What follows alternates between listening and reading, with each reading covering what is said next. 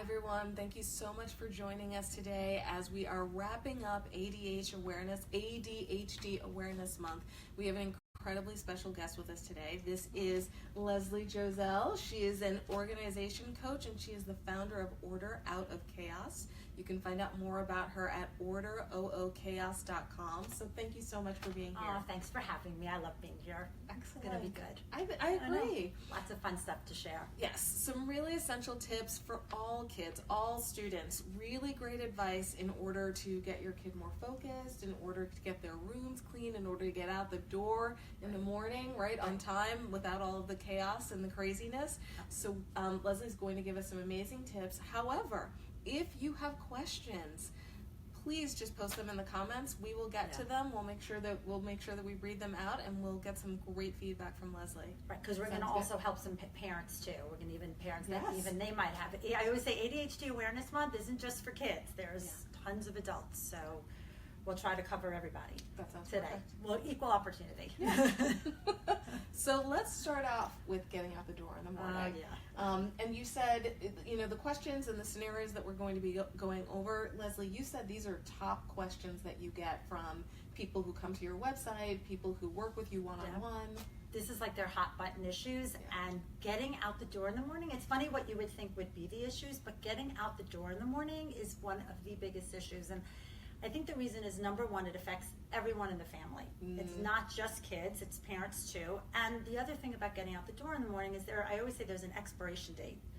If your student goes to bed 15 minutes late, the world isn't going to fall down, but yet everybody has a place to be in the morning. That's absolutely so true. There's that trigger. And it's like a domino effect. Exactly. Right? You want to start the day off right. You don't want to start off on the wrong foot and everything else and then everything just falls apart. Yeah. So I always say that when you are literally preparing for the morning, it has to start the night before. It has to start the night before, to the point where you do as much as you can.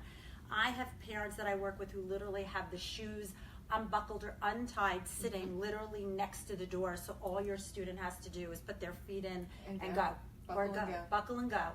So think breakfast. People, we're really good about making the lunches the night before, but we don't necessarily think about breakfast. How about that?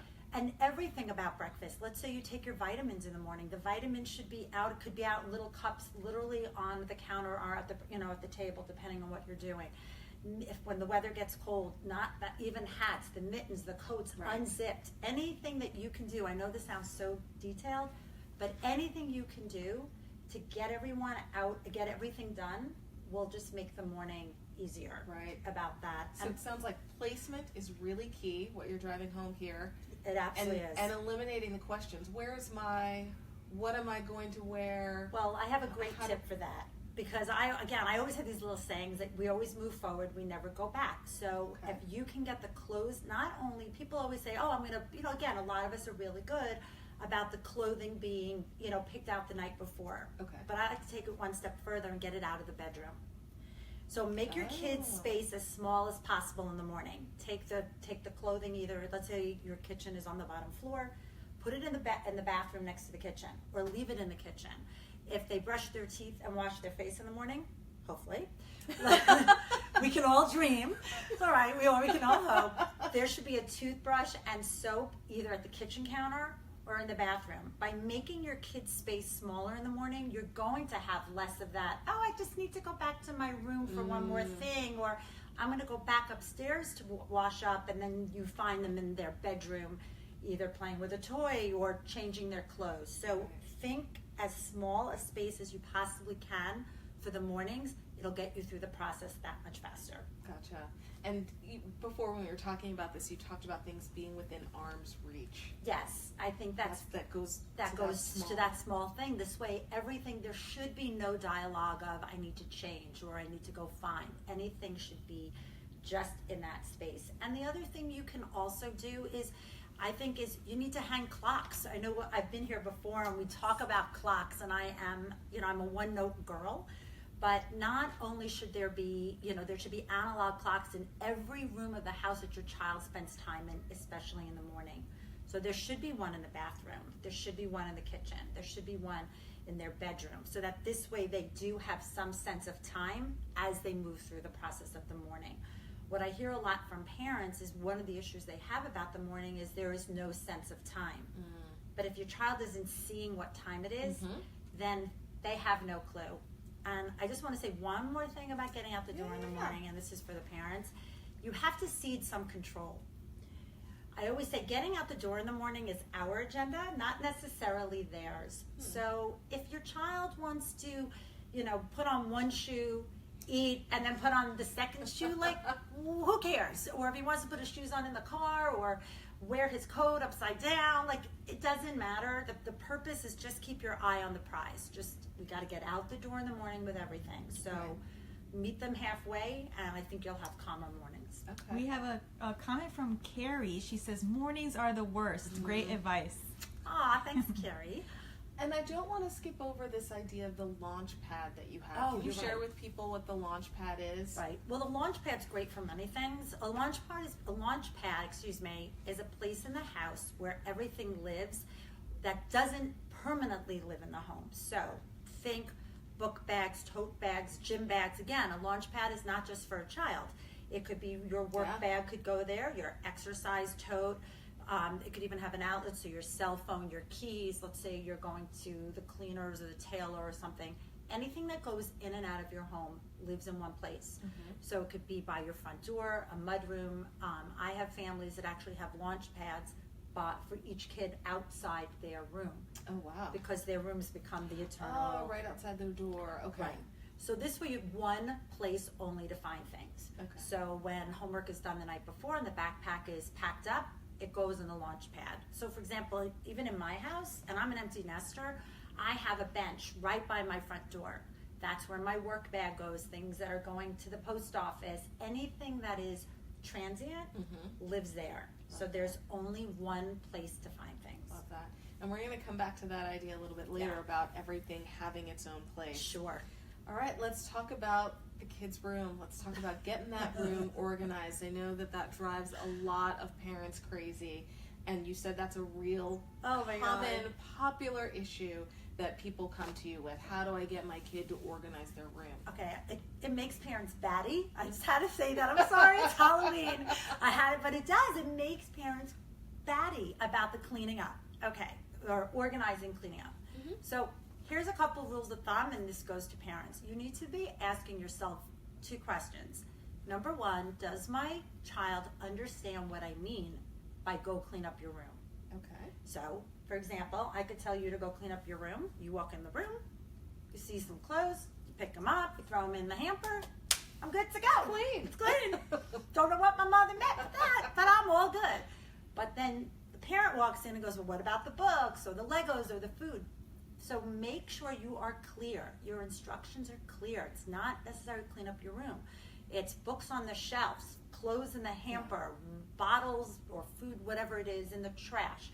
This way also your kids will not have to do their own heavy lifting.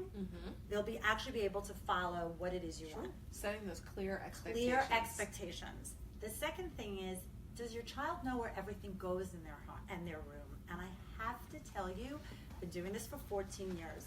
I pose that question, and more parents than not, and kids say to me, no, I don't know where everything goes. Because things just, remember, sometimes the child's room is not really their own, they share it, or a parent might have organized it. So does your child know where everything goes, and are all those places accessible?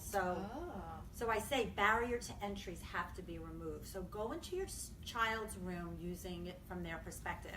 Can they open the closet door fully? Is something like blocking it? Can they reach shelves and rods in their closet, or are they completely, too high or out of reach?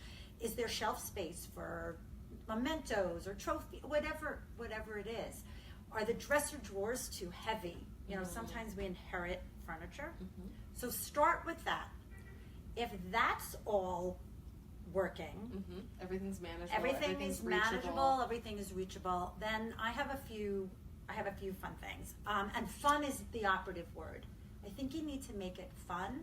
So when you're an adult. Even when you're an adult, there's especially, and I know we're saying this is ADHD month, but there's all this research about how play actually helps us to learn, initiate, and do what we need to do. If we can instill some play.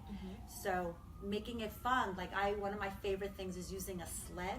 You know, I've talked to you about that. Is a sled as an organizing tool. You can put as much stuff on it, you slide it under the bed, and it's gone, but yet it's fun and it's inviting. Dual purpose. You can put a hula hoop. I say put a hoop and then do some scoop. Like take a scoop of clothes, put it in the middle of the hula hoop, and let them organize or put away what's in the hoop. Okay. Again, these are just some fun, or you can say have a treat while you make it neat.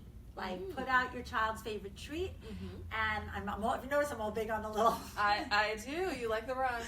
I like the rhymes because we remember them. Yes. So it'll be easy for other people to exactly. remember. We have another question. Sure. Do you recommend taking away cell phones when kids are supposed to be cleaning their rooms or doing other tasks? Ooh. So eliminating distractions on the one hand, but is punishment okay? I mean, a little bit of I don't think that's a punishment. Okay. I don't think that's a punishment.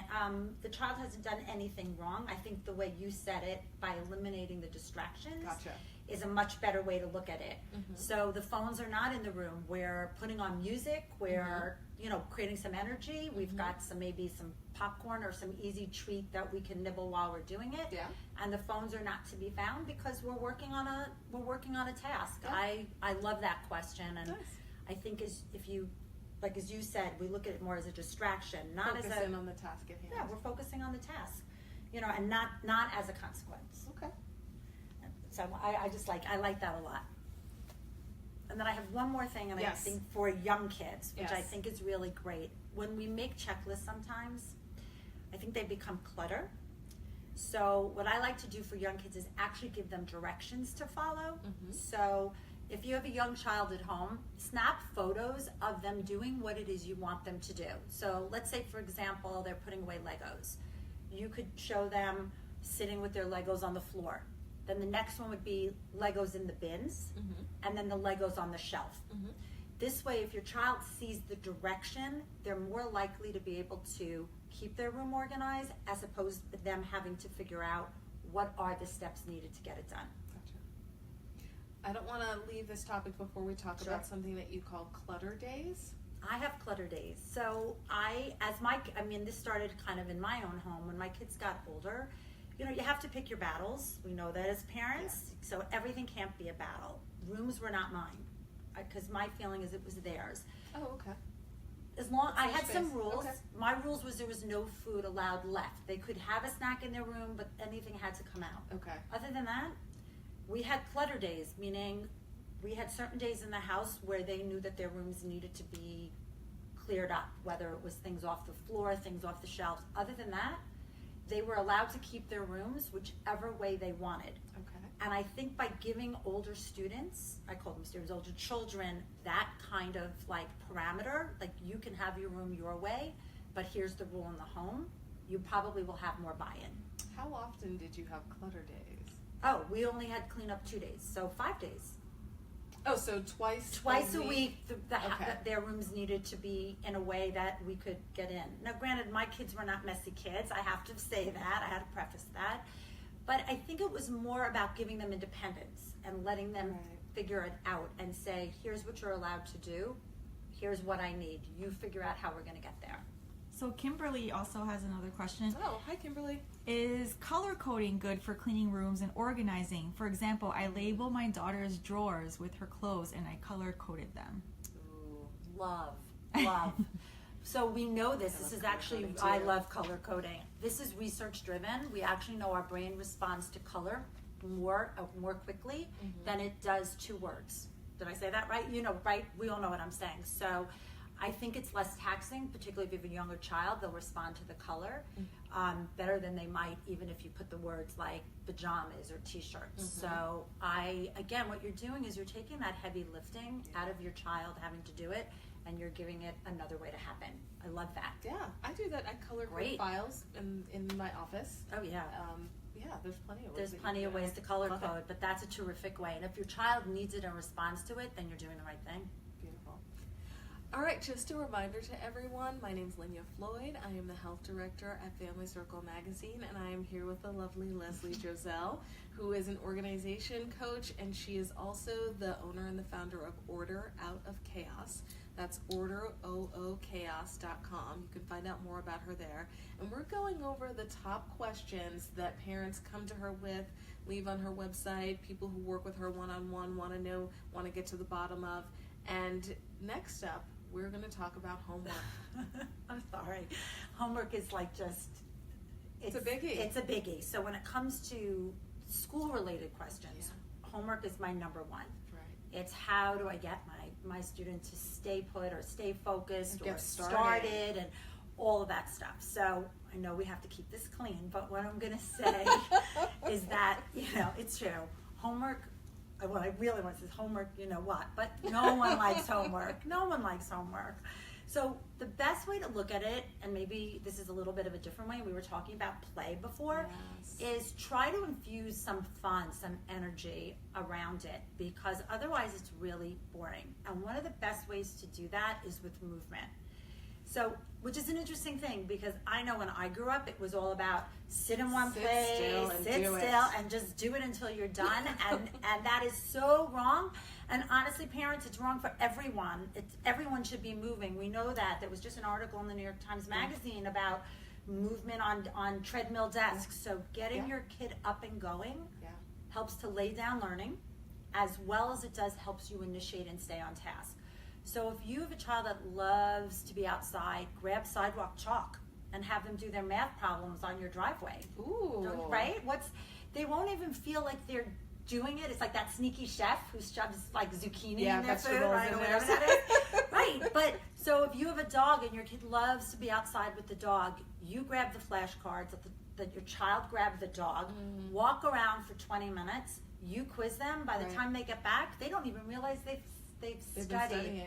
Right. You've got a trampoline. Exactly. Or a ball in the backyard. You're going to throw that ball for every spelling word. So any type of like physical movement, and so what you're doing is you're moving, you're creating energy, you're making it fun, and it keeps them going as opposed to just sitting still. Yeah.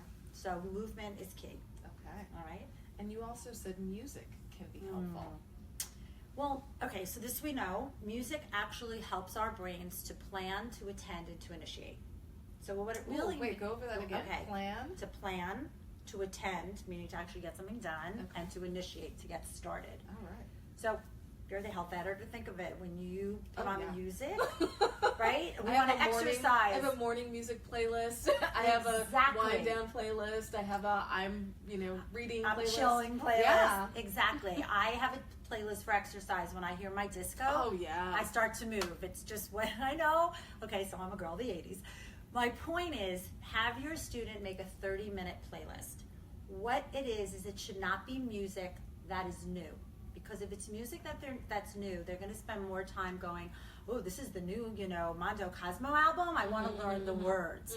What you want, exactly. What you want is music they've heard before, so that their mind won't be focused on the music. But what happens with that 30-minute playlist is it helps them to initiate. They hear the music and they get going. And what it also does, which is really awesome, is it acts as a timekeeper. Because if they're listening to the same playlist over and over again, what happens is they say to themselves, or even to you, oh, I heard Dawes, I know I'm 15 minutes in, I'm hearing, I don't know, pick someone, the Beatles, then I know I'm in the home stretch. Yeah. So it really helps your kids stay on task as well. Ooh, I like that. We have another question from Deidre. She's like, what advice do you have for parents with teenagers? I'm late in preparing them in life skills. You're never late. You're never, ever late. When I tell people that the biggest population that we work with who call us are freshmen in college, it's like the mic drop. You know what I'm saying? They fall off the chair. You're never too late to instill any type of life skill in your child. So just, I don't know what the specific skills are that you want, but doesn't matter how old. You're never too early and you're never too late. Love that. Now Good question. That was a great question. Back to the music. So I actually have music that I only listen to when I'm working out. Right. as kind of like a reward. Like, I love this song. You can only hear it when you're on the treadmill, though. What do you think of kids, making that playlist, but having it be things that they listen to other times a day, or is it important to have that trigger, it's just that for, connection? right, exactly. The music they want, the music that they're going to put on that playlist is just for work. And it doesn't have to be anything conventional. I have kids that are listening to Hamilton. You know what I'm saying? That just want 30 minutes of Hamilton. Yeah. I'm going to call my daughter out, and my daughter happens to be 23 and, works for a living. And what she does when she gets into her office in the morning, she puts on the Hamilton soundtrack, and she says what it does is makes her morning go by faster. She knows when the soundtrack is done, it's time for lunch. Nice. It really keeps her anchored to, and this is not even a student, so you don't even have to be a student. This could be for parents too. Sure. You could be in an office, but she listens to it just for work. Gotcha. So that's what we like about it, kind of only having it for something you do. And then one other thing I wanted to also tell parents that you can do with your child is to kind of pair something like, we call it the desirable with the undesirable. So homework, we know, is the undesirable. So find something that your kid is excited about. So for me, it's frozen yogurt. Okay, I'm a one note. I love my frozen yogurt. So if I have to work on something that I really don't want to be working on, that's when I eat my frozen yogurt. Okay. Or that's when I have something fun. So if you can tap into that with your child, like if there's a favorite treat they like, or there's a favorite color or pen or something, and that might be for younger kids, you might want to put that with them when they do homework to get them a little more while they're doing it. I love Malamar. I don't know. I picked Malamars. It's Halloween. I should really be picking Nestle Crunch. My kid really loves Nestle Crunches, but we're only going to have them during homework time. Gotcha. A little incentive. Yeah. And you had also mentioned an idea of body doubling to me before. Okay. Thank you. See? So body doubling is, and some of you at home are going to hopefully be shaking your head and going, I'm doing this already and I didn't even know it. If you have a student at home that needs to find you in the home when they're about to get homework done and want to literally sit right next to you because they need your presence, that's called body doubling. Body doubling is needing someone around you to anchor you to the task. Oh, okay. Doesn't mean they have to be doing exactly what you're doing, but somebody's present. So it's not tutoring, because tutoring, we're working together. It's not looking over your child's shoulder and saying that answer is wrong. It's not talking to them. It's just being in their space. It could be in the same room, it could be in the next room, it could even be in the house, but it's just your presence anchors them to get work done. Okay. So some parents even will take, if they have 2 or 3 young children, they might put them all at the same kitchen table, and now everyone's anchoring each other, as long as they're not chatting. But that anchoring, particularly if you have a child with either learning differences or ADHD or focusing, having somebody else mirroring, they're sitting, I should be sitting. Gotcha. I used to do this with my son all the time, because if my son was alone at the table, he'd get up to get a snack, a drink, the dog, the squirrel, the mailman, anything. But if he had a friend over and the friend was sitting across from him doing work, he would sit. Wow. Matthew's sitting, I'm sitting. Matthew's working on math, I should be working on math. It's like a force field. It anchors you. Love that. We have a question from Lorna. Hey, Lorna. Hi, Lorna. What should an incoming college freshman with ADHD look for in a college roommate? Oh, I love that question. Does that go to your body doubling at all? No, Okay. no, because you can't expect your college roommate to body double you. I work that as my population, and I also have a sophomore in college who That's actually right. has ADHD. So believe it or not, when he was looking for a college roommate, the compatibility in their habits was really, really important. Meaning, it's not just about, hey, what music do you listen to, but do you work at night? Time of day person was huge. What time of day do they sleep during the day? Some kids like to start work at 10, work till 4, and then first go to sleep. So what are the sleep habits like? Where do they like to do their studying? Some kids don't like the library. They like to be in their room. So if that's something, if your daughter really likes to be alone, and I don't know, did she say it was a daughter? But maybe she didn't. But if your student likes to be alone in the room while they're working, you need to find out what that compatibility is. I would be finding out study habits. I'd be finding out sleep habits. I'd be finding out social habits. I would. Yeah. I mean, and things like that, and even lifestyle habits. Are they clean? Are they organized? I mean, organization in a dorm room is huge, massive, huge. It's not a big space for two people. Right, to share. Share. So organization is key. Because you will have done all this groundwork beforehand, getting your kid organized and color coded and what have you. So you want to make sure that you maintain that. Right. And also, if you have a child, because actually some students who do have ADHD and things like that actually need to be in a very organized space because the organization helps them. So if you have someone in your room that does not share that type of style, it could be very disruptive to them. Very disruptive. Sure, physical environment has a huge impact on us all. Massive. And these are tiny spaces. So I hope those are a few things for your students to be looking for. All right, so we have one last question, but please do not hesitate to throw out any questions to us before we start to wrap up. Leslie, let's talk about office space. Okay. Let's talk about the best way to keep your office organized. Okay, so we get that asked a lot of us, particularly for home offices, because the home office sometimes, more so than your office like at work, meaning if your home has many purposes, because that's where maybe your kid is doing work. So one of the things I like to definitely say first to anyone is when you look at your home office, look at it as zones.